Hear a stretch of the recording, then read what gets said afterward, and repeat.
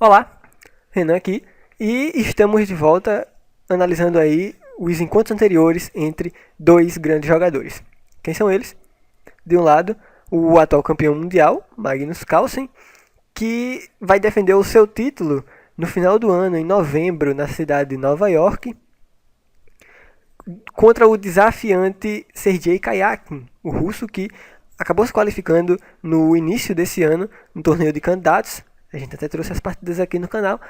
E aí a gente está trazendo aí para brincar um pouquinho os encontros anteriores entre esses dois grandes jogadores, claro, para fazer aí uma espécie de aquecimento para esse mundial. Na partida de hoje, partida jogada no Campeonato Mundial Blitz, na modalidade Blitz, ok? Então, se não me engano, 3 minutos, com 2 segundos de incremento. Jogar no Campeonato Mundial Blitz em Moscou, no ano de 2009. Então, Sergei Kayak em casa, né? Em Moscou, na Rússia, 2009. Nessa época, Magnus Carlsen já estava com um rating 2.801 na modalidade Blitz. Então, já era aí um monstrinho, né? Na modalidade Blitz, bastante forte. E o Sergei Kayakin com 2.723, um pouquinho abaixo aí do Magnus Carlsen. Magnus Carlsen jogando com as peças brancas, deu início a partida com D4. Kayakin responde com D5. Temos aí então abertura peão da dama, jogo fechado. Temos C4, C6. Vamos para a defesa eslava. Bastante popular a defesa eslava. Seguiu cavalo F3, cavalo F6, cavalo C3 e aí A6. Essa linha aqui bastante popular também.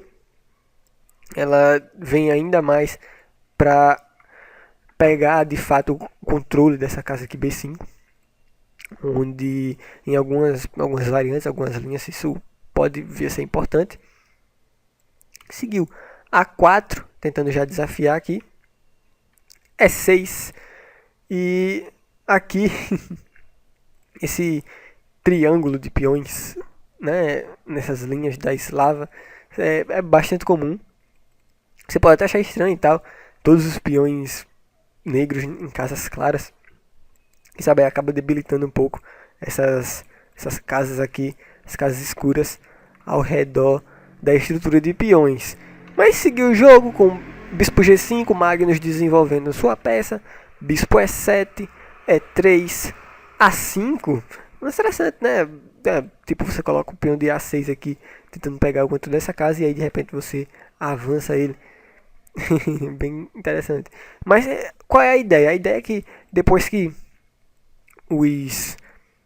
esses dois peões da coluna A e C, que são as colunas vizinhas, a coluna B, essa casa aqui, B4, fica um pouco fraca.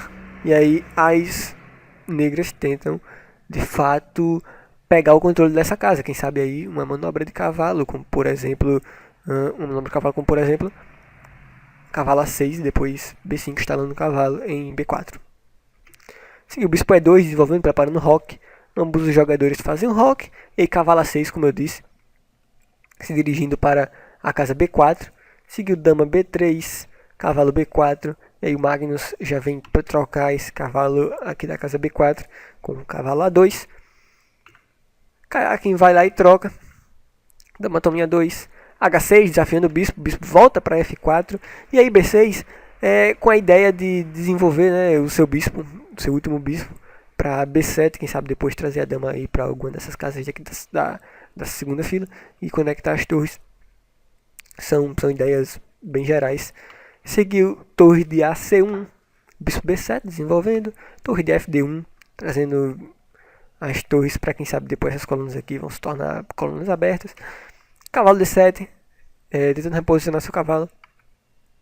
H3, torre C8, peão toma D5, abrindo aí algumas linhas. Aí toma D5, e agora dama B1. Magnus tenta colocar, ele coloca sua dama aqui em B1, para de fato comandar essa diagonal B1H7, onde é que ela vai poder exercer mais pressão. Seguiu o bispo B4, colocando seu bispo nessa casa, apoiado pelo peão. Dama F5, com a ideia agora de jogar bispo D3 e ameaçar mate aqui em H7. Seguiu torre E8, bispo D3, como eu falei. E aqui o Kayak nessa posição jogou G6. Talvez esse lance seja de fato o mais seguro. Você pode pensar, não, mas por que não jogar cavalo F8, por exemplo, né? Defendendo aqui a casa H7. Porque pode seguir uma continuação mais ou menos assim, ó. As brancas conseguem forçar uma pequena continuação mais ou menos assim. Dama G4, né? Isso é só uma ideia geral que pode acontecer. Dama G4, por exemplo, ameaçando agora tomar o peão de H6 com o bispo, já que o peão de G7 está cravado. O rei sai da cravada, rei H8. E aí cavalo E5, ameaçando capturar aqui com garfo duplo.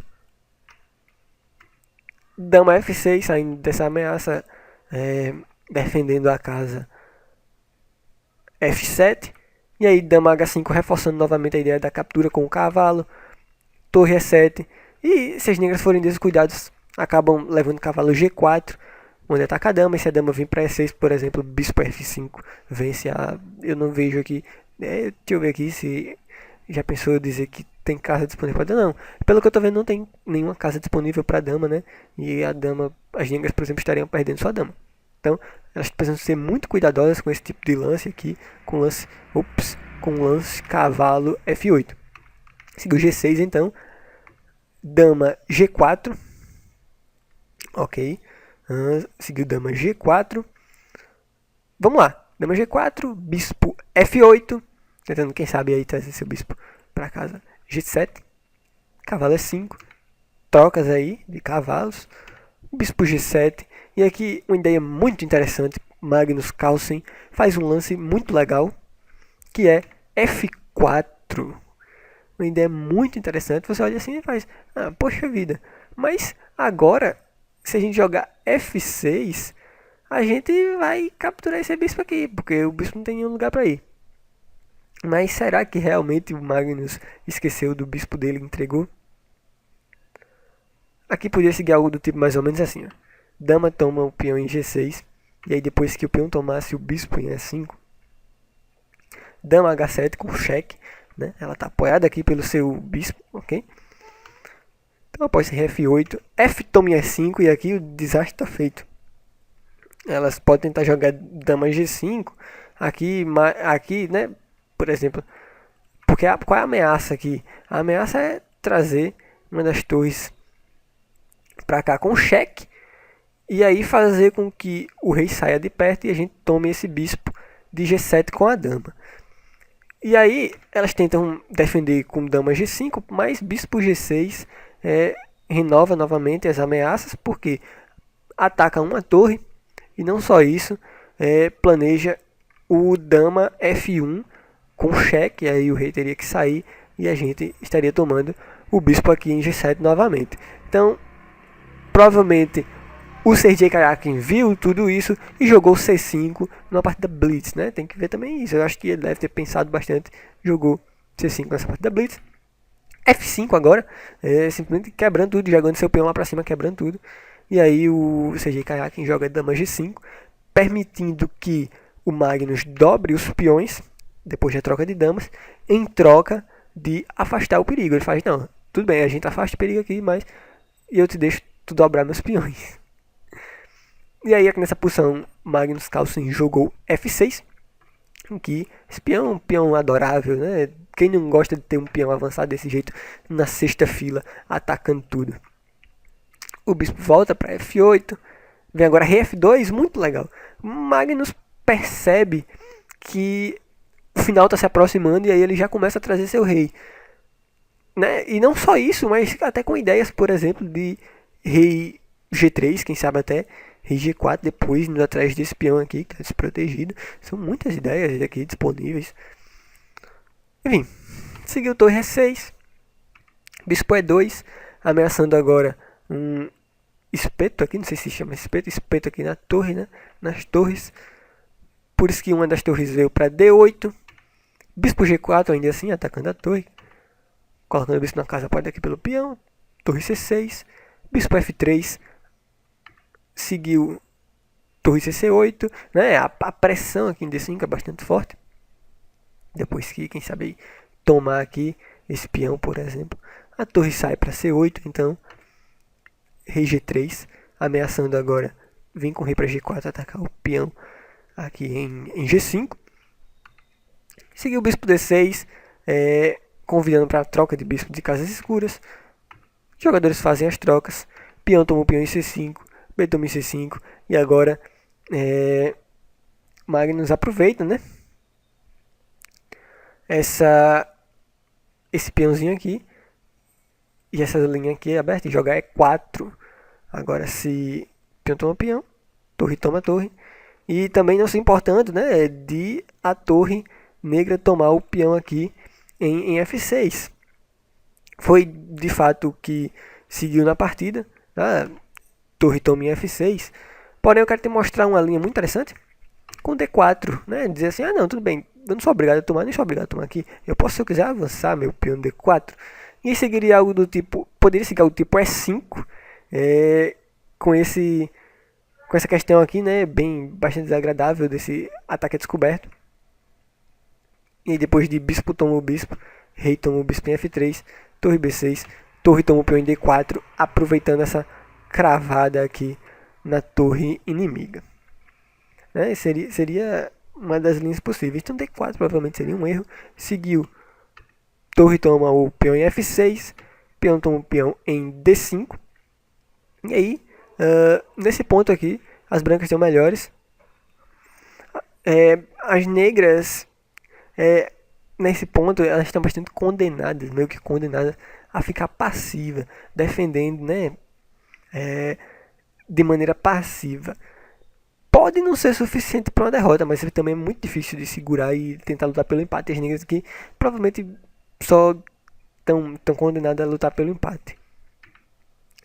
Seguindo essa posição, torre D6, torre C3, F5, avançando seus peões, torre DC1, agora com a pressão aqui nesse camarada em C5, que se torna um alvo fácil. E as negras cometem uma pequena imprecisão aqui, que é o lance bispo toma em D5. Provavelmente jogar torre de CD8 fosse a melhor alternativa nessa posição. Cedendo um peão, essa linha cede um peão. Após torre toma em C5, bispo toma em D5, torre toma em A5, bispo toma bispo, rei toma bispo. Perde um peão, mas provavelmente era o que oferecia as melhores chances de empate para as negras. Após o imediato bispo toma o peão em D5, jogam as brancas.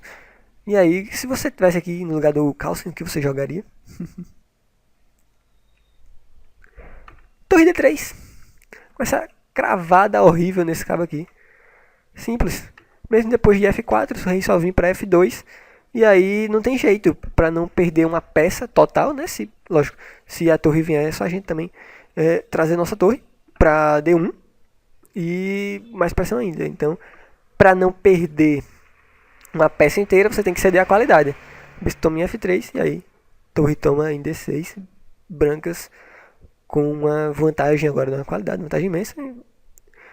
Lutar pela vitória agora. Pós bispo E4, torre D7, colocando a torre na sétima, olha só.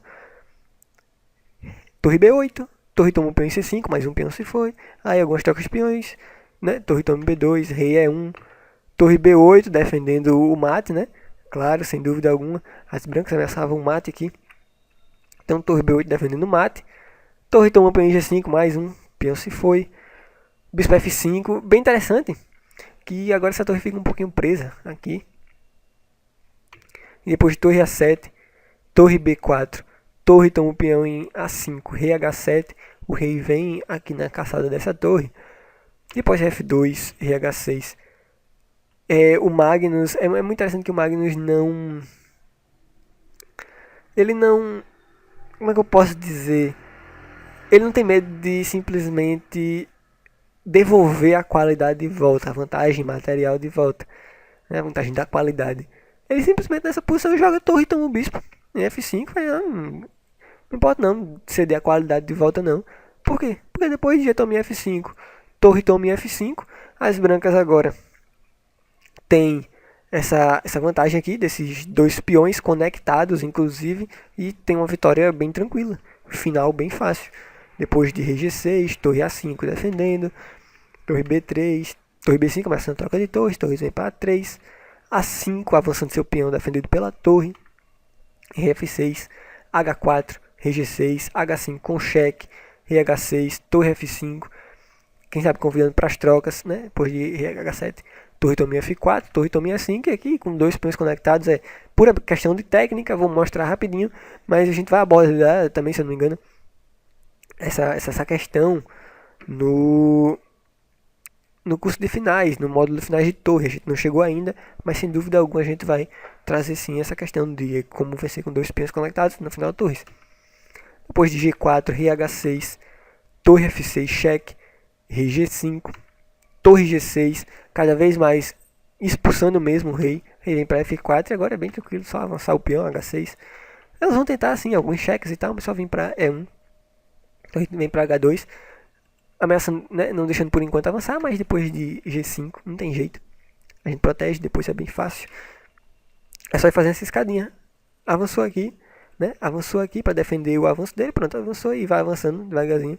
Na mesma ordem, por exemplo, rei E3, ameaçando o mate, o rei sai para F1, rei F3, rei E1, depois de algumas repetições, rei D1, rei D3, torre D6 cheque, aqui não tem mais jeito de repetir lances, porque o rei tem que vir para E4, e aí torre D7, como eu disse, ameaçando o avanço do peão, depois de torre H5, H7, se rei F5 aqui agora, torre G7 vence, tá? Mas na partida seguiu rei F4, atacando o peão, e depois de G6, como eu disse, esses dois peões são imparáveis, e depois só fazer aquela mesma manobra.